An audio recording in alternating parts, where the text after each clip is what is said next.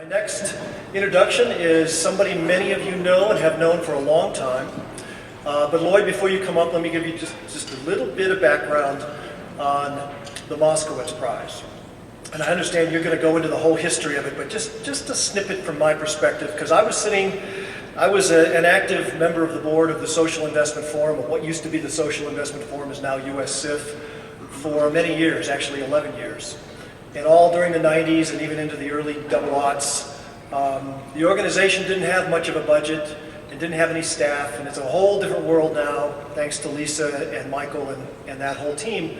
But in those days, we came up with a rather creative solution to moving the industry forward, and we called it the hub and spoke model. The hub was the board of the Social Investment Forum, again, USCIF today, and we partnered with other organizations, kind of thinking about them as spokes, but where the forum, or USCIF, could kind of control and have a lot of influence and whatnot, but somebody else would do all the work. That was the key. And Lloyd stepped up at that point and said, I think I'd like to head up an effort to do an academic prize. And it didn't take long for us to put it all together, and Milt Moskowitz agreed for us to use his name, somewhat in vain, and the rest is history. So since 1996, we've been awarding the Moskowitz Prize for academic research here at the SRI conference. Lloyd Kurtz is the heart, soul, and moving force behind that effort. I'd like to bring you up on stage now, Lloyd, and I'd love to have you all give him a big hand, please.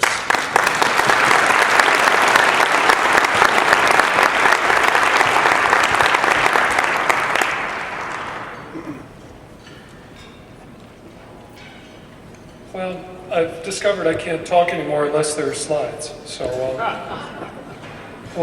I think the big green button moves them forward. A couple of preliminary remarks. Steve was generous, Steve and George were generous enough to give us a little extra time today.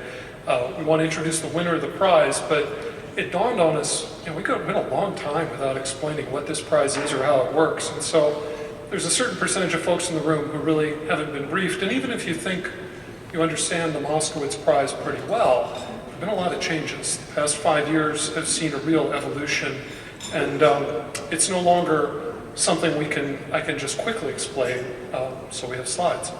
The first question people have is, what's the Moskowitz Prize? So the Moskowitz Prize is pretty straightforward. The mission's never really changed. We're looking for good academic, quantitative studies. It doesn't have to be academic, it can be a practitioner paper, but a good paper, something factual, evidence-based, that bears on the profession of social investment. That can be social, sustainable investment, it can relate to corporate social responsibility. That's it. We've tended to shy away from fields like corporate governance, where there's already a lot of work done. There are whole conferences on that. But 18 years ago, you could count on one hand all the good papers that had ever been done on social investment. And the first time we did the Moskowitz Prize, we only had about 8 or 9 papers to consider. Today, that number is much larger. As Steve said, when we look at the stakeholders, the most important stakeholder is Milt Moskowitz, who has put up with 18 years of our using his name. Milt's a great guy, got a hilarious sense of humor. He said the great thing about the Moskowitz Prize is he gets a free lunch every year from me. And I tell him what we're up to, and he says, okay, keep doing that, and on we go. In recent years, Blaine Townsend has also gotten involved. Milt and Blaine are close. Blaine is his stepson. Blaine's also in the same firm as I am. And Blaine's mission as we go along is to make sure that we preserve the spirit of this prize. Milt, from when he wrote for the New York Times in the 70s, when he did the first study of the performance of socially responsible stocks, when he started the 100 best companies to work for in America, when he was an important catalyst in the creation of the Working Mothers List, he has always insisted, fundamentally, that we look at business through human eyes. And the spirit of the prize always is going to try and capture that. That we always want to have the honesty of how would a normal person, how would a regular person in life look at this problem, and how would we help to work toward a more human-friendly face of enterprise. I'm showing you clips from a mind map. This is the actual mind map software I use to kind of keep track of what's going on with the prize. Steve mentioned the early genesis of the prize, the Social Investment Forum and First Affirmative Financial Network. About 10 years ago, there was a transition. We had the opportunity, which had not been available when we started the prize, to give it an institutional home at a top 10 business school. And we took that with Milt's blessing. The Center for Responsible Business at the Haas School of Business at Berkeley said, we'd like to have the Moskowitz Prize here. We'll provide you resources and access to the best academic people to help you move it forward. And they have been true to their word. Today, the folks in charge are Joe Mackness, the executive director, and Amy Din, who is the project manager. The Moskowitz Prize happens every year because Amy makes it happen. As well, Neuberger and my long-suffering employer, Nelson Capital, all of these are critical, and this sponsorship money all goes to the winner, with a small amount left over for travel and for administrative costs. And that's it. That's the whole budget. There is no one else involved in this process. None of these names you see is getting any compensation for what they're doing. The Moskowitz Prize today will send out a press release. You might say, big deal. How hard can that be? Well, that's just a brief resume of all the people involved. The Center for Responsible Business, the Haas School, First Affirmative, as well as FS Insight, a European organization, are coordinating on the authorship and publication of the prize. So the administrative apparatus is significant. The judging over the years has become more and more difficult. A couple reasons for that. Number one, the studies get better. Every single year the studies get better. One great byproduct of the Moskowitz Prize and all the associated work that's been done is the professors and their students have gotten really sophisticated about it. The databases are good now. And so the best studies, it's very hard to discriminate. The other reason we wanted to move the study to Berkeley and wanted to avail ourselves of the depth of the talent there is that we have a lot of studies now. I don't know if you can read that, but we had 48 studies in the preliminary round of judging this year. So there was a time in my memory when I could take a week off, go through the field, sort out a couple finalists and get them to the judges. And those days ended long ago. Now we have a much more difficult task.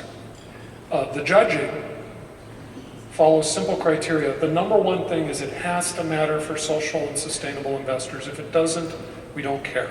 Okay, it has to have some practical significance to what we do. It needs to be quantitative, and ideally, the quantitative techniques need to be unique or novel, something that hasn't been done before. The real objective here, the charge we put to the judges is, look, we got 48 studies here. Which one of these should we show to social investment practitioners and say, this is the one that really deserves your attention? The first stage of judging took all summer. 4 of us, Nadia, Yaron, and Chris Luck and I, wasted some vacation days. There's some pictures of me at a resort going through studies, which is kind of sad. But we got through it. And as I say, the top studies are very closely,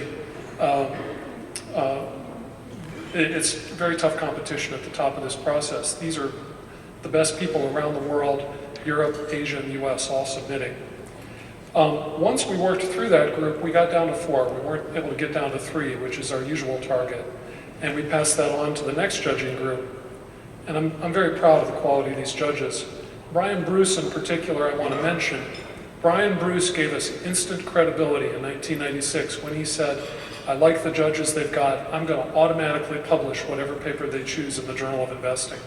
And that took this from just being a prize for an academic work to guaranteeing to someone, whether they were a practitioner or an academic, you will get published. If you can win this prize, your paper will be published.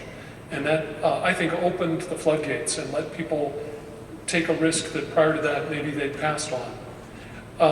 The other judges are all eminent. As Dan DiBartolomeo has been a judge from day one, as is Brian. Brad Barber from Cal Davis joined us this year, superb equilibrium theorist. Lisa Goldberg from Berkeley. Pietro Rivoli has been a long-standing judge. Just terrific people, and I've told people this group of judges is strong enough. You could put together a pretty fine business school finance department. Brad, for example, is one of the top 50 cited economists in the world. All of these people are very high profile, very high quality folks. So we could not ask for better judges, better sponsors, or for better institutional organizational support than we've had. So just a comment on the winners. There they are, 17, and we're going to give the 18th today. The winners run the gamut. There's practitioners there, finance professors, management professors, even folks working for not-for-profit think tanks. Incredible diversity. But looking back at those studies, I teach a course at Haas every year in social investing. Going back to those studies, they stand up.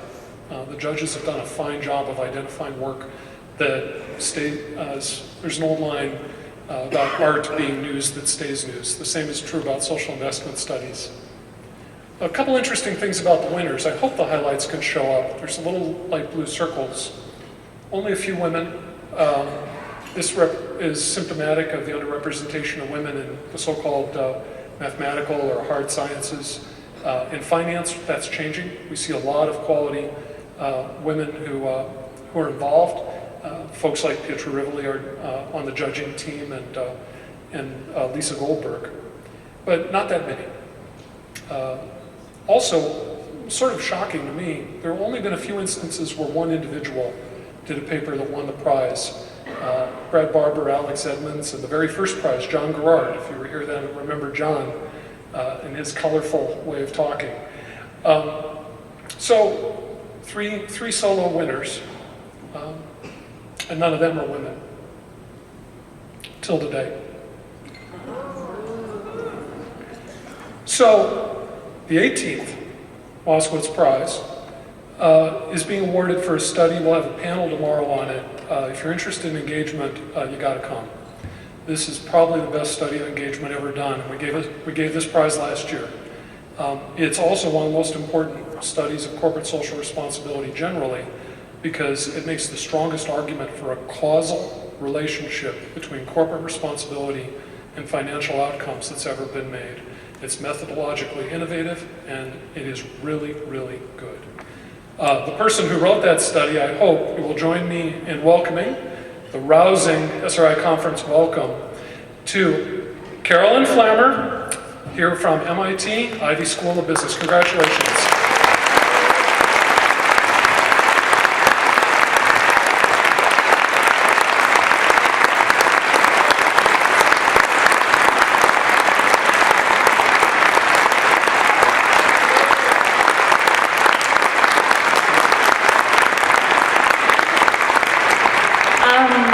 Thank you very much. I'm deeply honored to receive this award, and I would like to thank you all for your incredible work you're doing, and I hope I will be able to encourage you a little bit further to continue your work tomorrow. I would like to thank Lloyd, as well as all the stakeholders involved in this award, including the Center for Business for Responsible Business of Haas School of Business at Berkeley, the sponsors, and Ivy Business School for providing me such a great research environment, MIT Sloan and my research assistant, undergraduate research assistant, Hanoi Nam, for an excellent job she's done. Thank you very much.